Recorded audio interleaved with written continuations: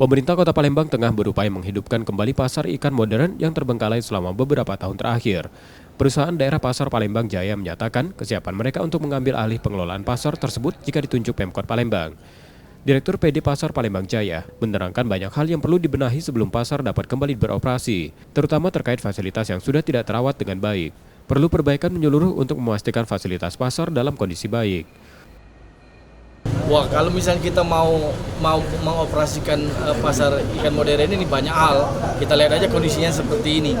Dalam hal fasilitasnya aja kan sudah tidak teratur lagi kan. Artinya kita perlu modal yang memang ekstra untuk membangun pasar ini kembali. Karena ini kelihatan cuma tinggal gedungnya doang. Karena fasilitas di dalamnya juga tidak ada presentatif lagi.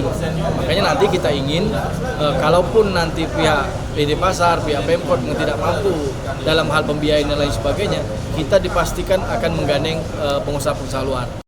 Untuk membangun kembali pasar ikan modern diperlukan modal yang cukup besar. Pasar ini ditargetkan dapat kembali beroperasi beberapa bulan ke depan.